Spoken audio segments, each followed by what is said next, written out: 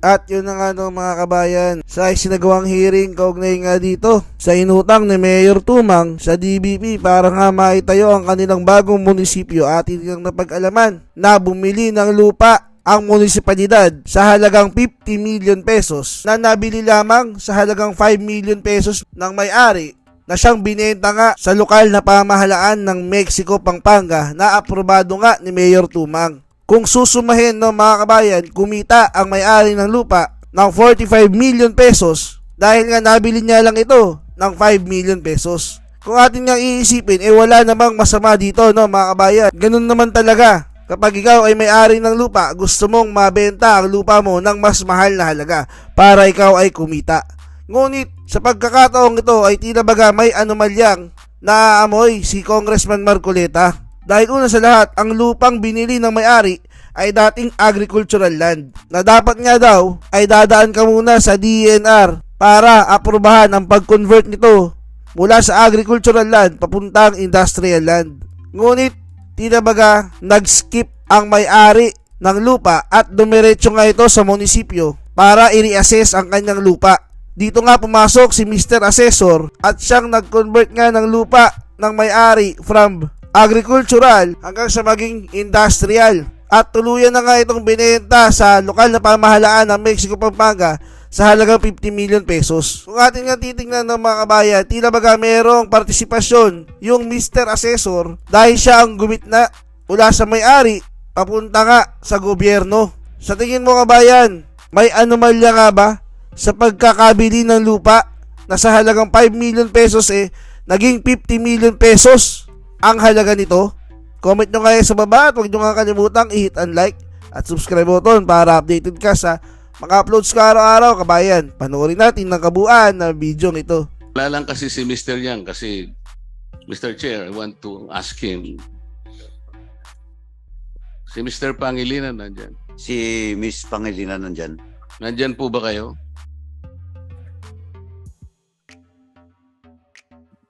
Miss Pangilinan, before you answer the query of Congressman Marcoleta, have you taken your oath? Yes po, Your Honor. Please proceed. Ano gusto mong gamiting salita? English, Filipino, Kapampangan? Tagalog na lang po, Your Honor. Salamat po. Opo. Nung binili po ninyo yung mga lupa sa San Antonio, Mexico, Pampanga, binili po ninyo at 300 pesos per square meter. Tama po. Tama po, Your Honor. Ano po yung dahilan at binili ninyo yung lupa? Your Honor, kami pong mag-asawa ay nag-i-invest po talaga kami sa mga lands, lalo na po for investment po namin. Opo. Ano po ang inisip ninyong investment doon? Siyempre po, meron kayong plano, meron kayong feasibility study. Hindi nyo bibilhin ng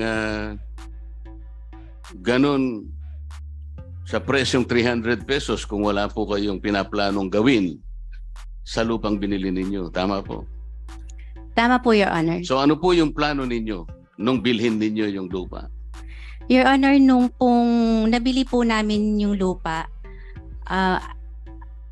alam na po namin na meron na pong plan ang national government po na magkaroon ng bypass road. So yung Noon pa pong bypass, pandemic, opo. yung bypass po ang iniisip ninyo sapagkat pag nagkaroon ng bypass road, tataas ang halaga ng lupa. Tama po, Your Honor.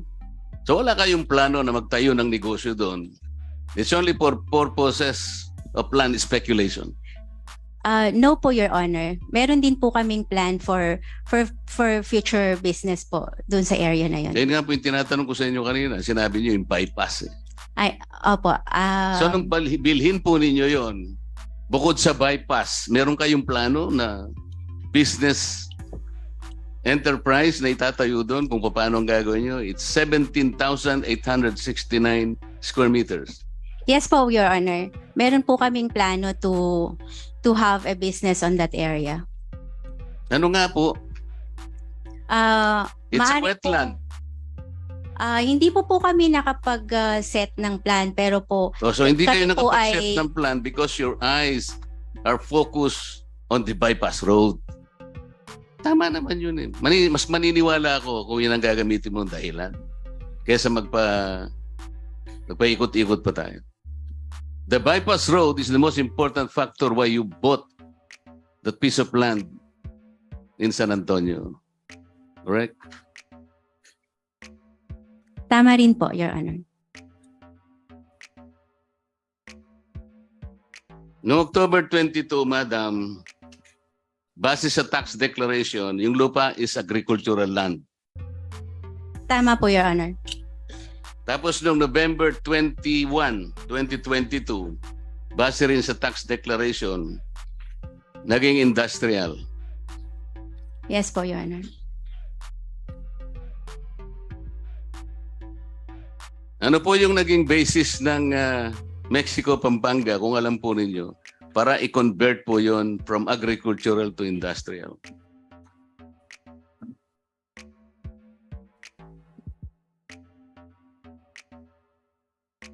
Your Honor, Kung alam po di nyo, ko po kung hindi alam. po nyo alam, okay. Opo. Siguro po may makasasagot dun sa bukod kay Mayor Tumang, sino ba yung pwedeng sumagot? Ano po yung naging justification ninyo? At ni-reclassify po ninyo yung lupa from agricultural to industrial.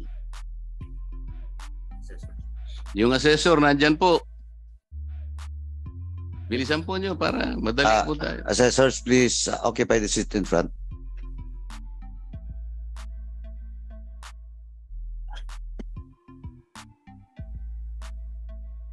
Good morning po, Your Honor. Yung basis po namin doon, Your Honor, yung CLOP, yung tinatawag na Comprehensive Land Use Plan. Kasi yung zonal ordinance po doon is already industrial or commercial po, Your Honor. Oo nga, pero meron kayong zoning guideline, di ba? Yes, Your Honor. Yung zoning ordinance nga, yung Comprehensive Land Use Plan po. Yung direction po ng comprehensive land use ninyo, nandoon po. Sinabi po ba ninyo na yung lupa na yun ay i-convert ninyo sapagkat kakailangan ninyo balang araw? Nakalagay sa CLUP? Hindi naman po, Your Honor. Pero siyempre po yung meron po kasing proseso dyan eh. Meron kaming requirements. Alam natin yung proseso, kaya nga dinidirect ko yung attention mo doon sa CLUP. Opo. Yung land use kasi talagang direkta nakalagay doon. Yes Kaya po, kung Your Honor. nakaplano yun, maliwanag, wala kaming problema doon. Tatanggapin namin ang katwiran mo sapagkat nakalagay yung land use na sinasabi doon, merong isang portion doon na tatargetin ninyo, gagawin yung industrial sapagkat meron kayong gagawin sa mga susunod na panahon. Yun ang ibig sabihin ng land use plan. Hindi po, Your Honor. Lahat po ng lote doon, almost 300 hectares yata po yun. Sakop na ng comprehensive land use plan namin. Na-approve po yan sa Sangguniang Panlalagyan po, Your Honor.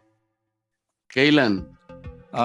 Hindi ko lang po alam pero mayroon na pong ordinansa doon. Mga anong 2019, 2020, 2018, ano? 2019 tao po, sabi ng MPDC namin. Nang-approve nyo 2019. Yes po. So naging kailan nyo na-approve? Yung CLUP na-approve nyo 2019. Yes, Your Honor. Okay. So nung nag-a-apply si Mrs. Pangilinan na ma-reclassify yung lupa niya, alam na ninyo. Tama? Sapagkat bago ma-reclassify yun, mag-a-apply sa munisipyo. Tama po ba? Actually po, Your Honor, mayroon nga po kasing kaming proseso, mayroon kaming requirements dyan. Bago siya mag-apply, mayroon kaming iniing requirements. Yung alimbawa po yung letter request niya na nakanotaryo, yung vicinity map po, tsaka yung... Hindi, alam namin po yun. May mga requirements po kayo. Yes, kaya po. ang sinasabi ko lang, bago po siya nagpa-reclassify, alam na po ninyo dahil mag-a-apply nga siya sa munisipyo. Tama po? Yes po. Kasi po, noong November 25, doon lamang sumulat si Mayor Tumang sa Sangguniang Bayan na mangungutang siya sa DBP at itatransfer nga yung seat of government. Eh siyempre na-reclassify na po na industrial, so mahal na po yung lupa.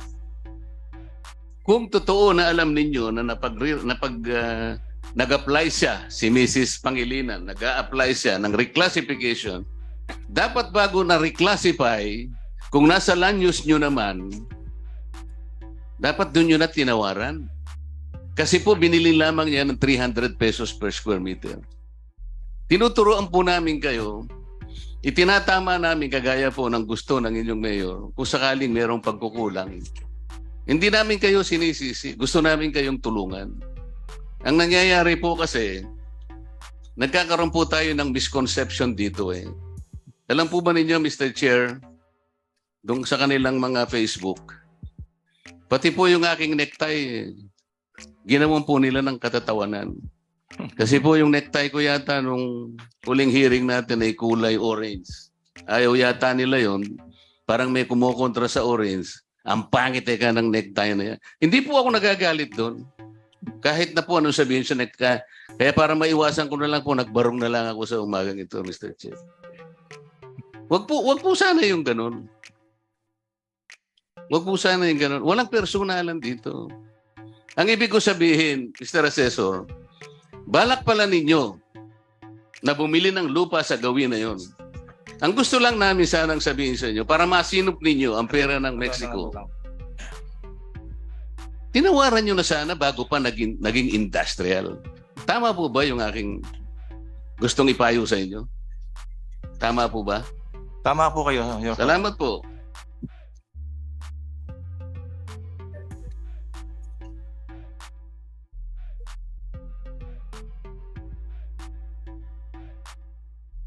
Kaya nga po noong January 27, sabi ko nga masyadong huli na ang lahat.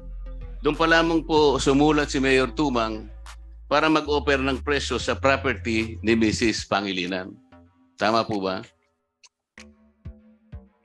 Mayor Tumang, please answer the query, and Ms. Pangilinan to confirm the query of and the answer of Mayor Tumang. Mayor Tumang, please reply to the query of Congressman. Yes po, Your Honor. Ms. Pangilinan, At si Mrs. Pangilinan naman, kasi yung offer ni Mayor Tumang po sa magitan ng sulat, January 27, 2023, kinabukasan naman po sumagot kayo, agreeing to the price of 2,800 pesos per square meter. Yes po, Your Honor. Ayun. Kaya ang gusto lang namin emphasize sana, Madam, kung halimbawa yung assessor ay ginawa niya yung kanyang tungkulin, binulungan niya si Mayor Tumang, boss, bilhin na natin ngayon. Huwag ka nang papayag kasi nag-apply na po si Mrs. Pangilinan, kasama yung asawa niya. Nag-apply na po para i-industrial. Alam naman po natin ililipat natin ang munisipyo. Ngayon pa lang po, tawaran na po natin ngayon. Baka sakaling makuha pa natin sa murang halaga. Yun po yung gusto lamang namin paalam sa inyo. Tingnan po ninyo, Mr. Assessor. Yung lupa po ay 17,869 square meters. Binayaran po ninyo ng 2,800 pesos per square meter or 50,033,000. Samantalang, Mrs. Pangilinan, binili mo lang ng 300 pesos per square meter. Ang ginasta mo lang ay 5,360,700 pesos. Kumita ka ng 44,672,500 pesos. Am I correct? Opo, Your Honor.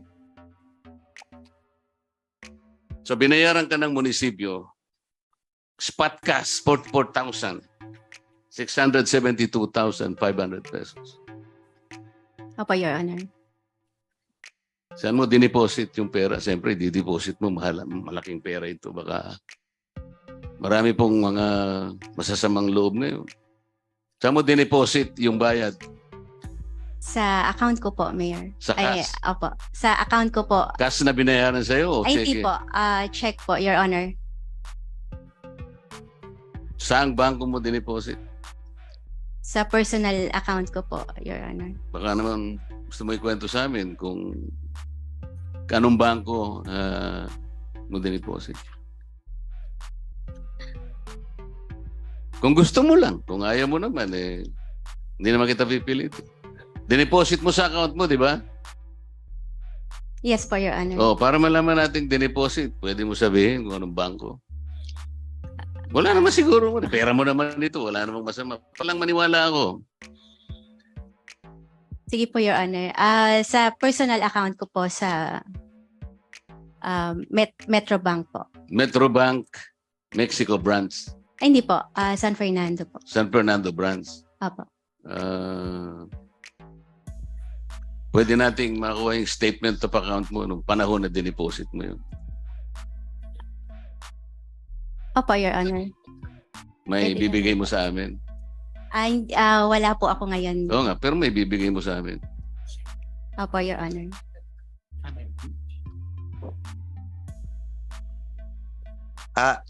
Sino yung nagbubulong sa likuran? Please identify yourself. Are you the lawyer of Miss Pangilinan? You.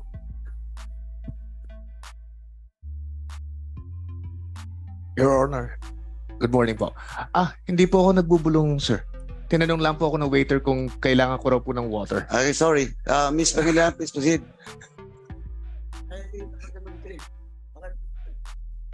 Okay, Miss Pangilinan, so you commit to submit the bank statement on that particular transaction? Pwede Yeah. po, Your Honor. Okay, please submit it to the committee before the next hearing. Opo. Thank you. So yung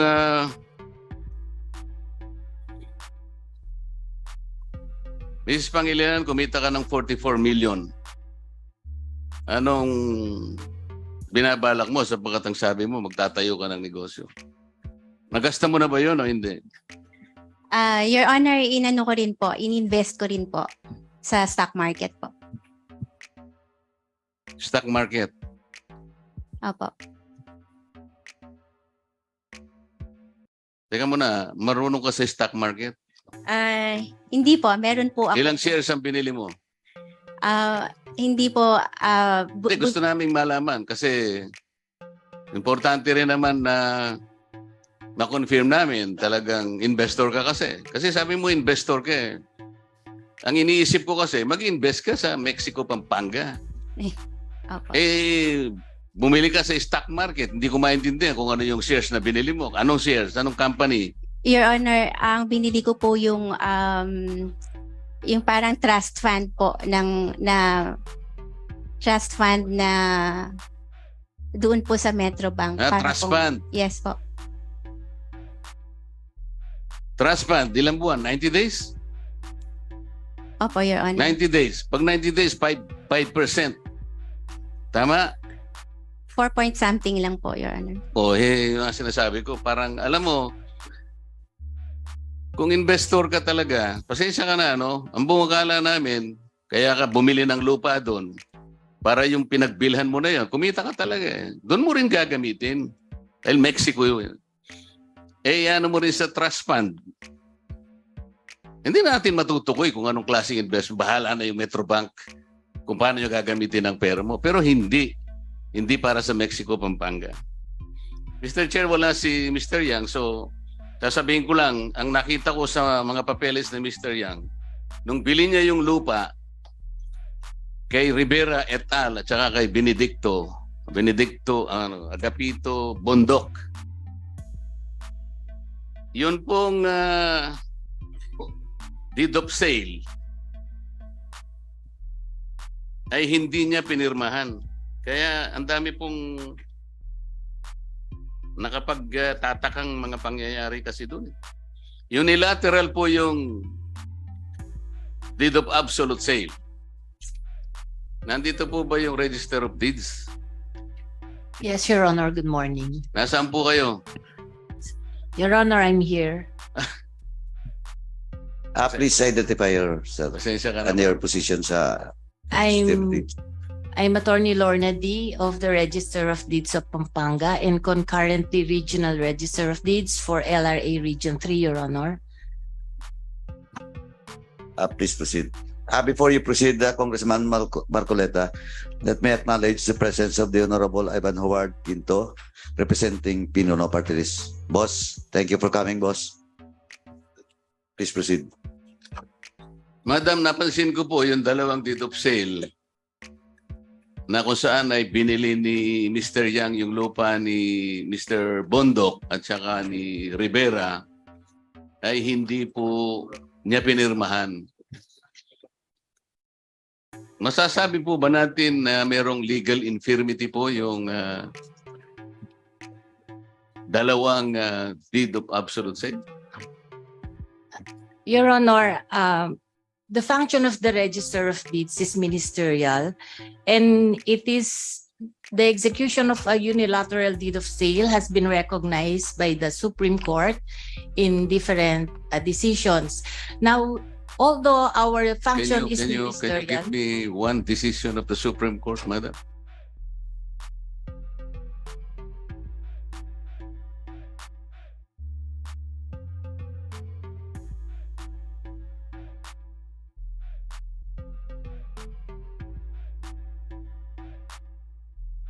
Your Honor, one of which cases is spouses Antonio and Josepa Perlatan versus Attorney Maria Johanna and Vallejo, Ano AC po? number 11219, dated March 16, 2022. Anong sabi po ng Supreme Court doon, Madam?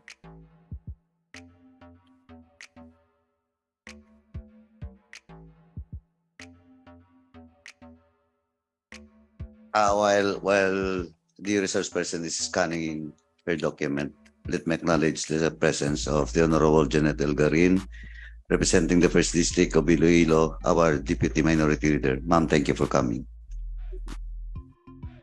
Please proceed. I think I failed to reproduce it, Your Honor, or I didn't bring it. But Sige, ganito. Total, nabanggit mo na yung spouses Tan versus Attorney Vallejo, administrative case 11219.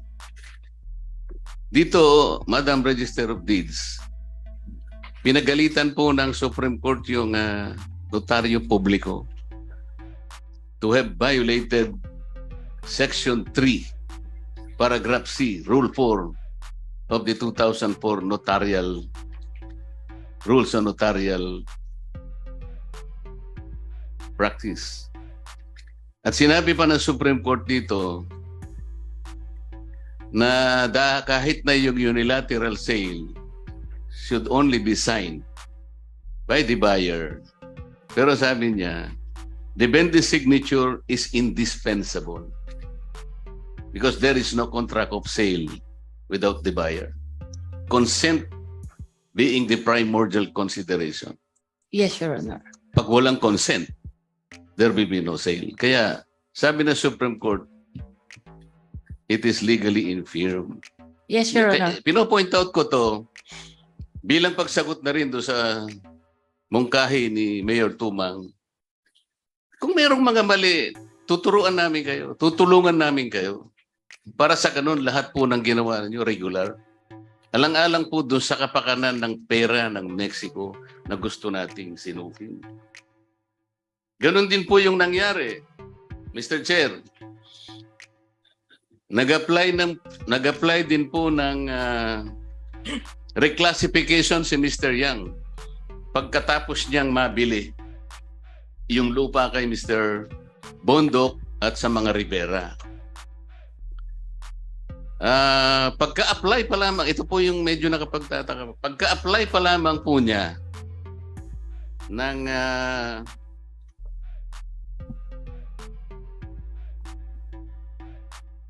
kasi on July 18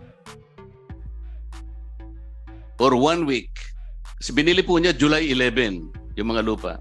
1 week later, nag-apply po ng consolidation and subdivision ng mga properties na nabili ni Mr. Yang. Pagkatapos po ng 2 araw, medyo malakas yata siya sa Register of Deeds, nailabas po yung 3 new titles. Sabi ni Congressman Pimentel, sana all.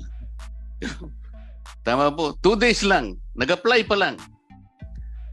Nagkatapos noong August 26, nung makatapos po na ang application po niya ng consolidation ng subdivision ay na-approve na po, na-cancel na po yung bagong issue na mga titulo at nag-issue na naman ng panibagong titulo para kay Mr. Yang. Ang nakapagtataka lamang, Mr. Chair,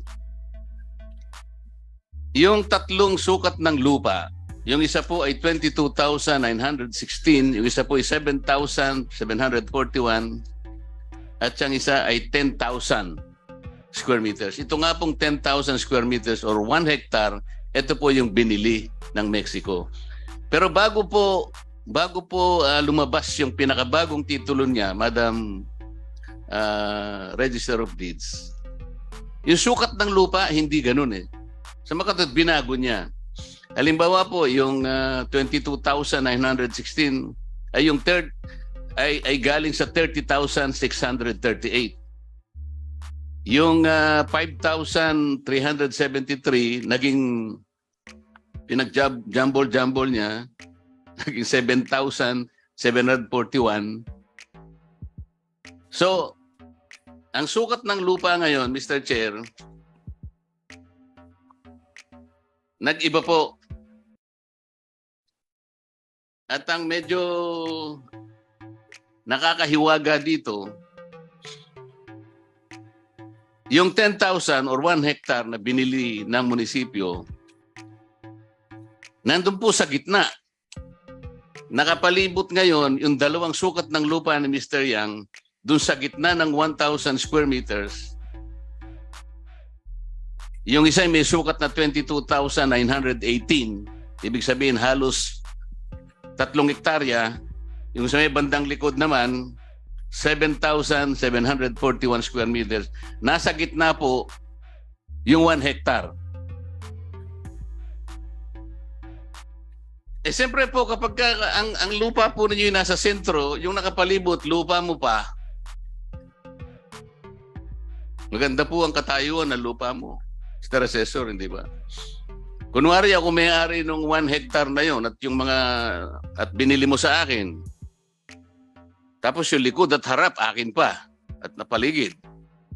Hindi ba maganda ang kalagayan ko, Mr. Assessor? Yes po, Your Honor. Thank you po.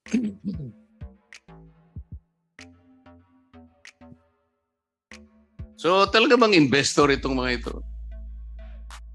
Siguro investor kayo insofar as the value of your money.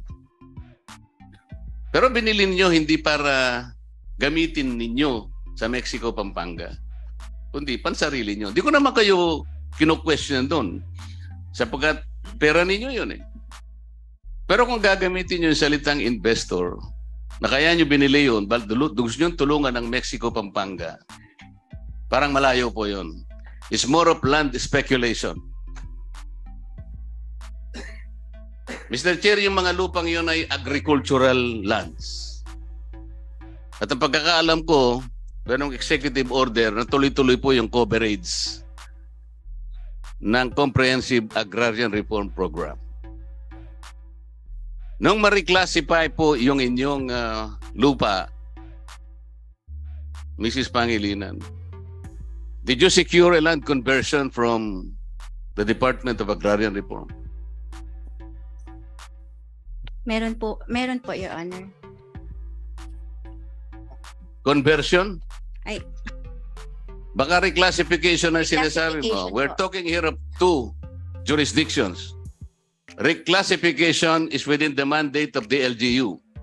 Conversion lies in the prerogative of the Department of Agrarian Reform. Meron ka? Reclassification lang po, Your Hindi Honor. po. Meron kayong conversion? This is required. Kasi agricultural land yan. Ito po yung sinasabi namin. Uulitin ko po. Nang sabi ni Mayor Tumang, kung meron po kaming mga mali sa mga papeles namin, korekin po natin. Tulungan niyo po kami. Ito po yung ginagawa natin. Gusto nating mailagay sa ayos, alang-alang sa kapakanan ng pera ng Mexico, Pampanga.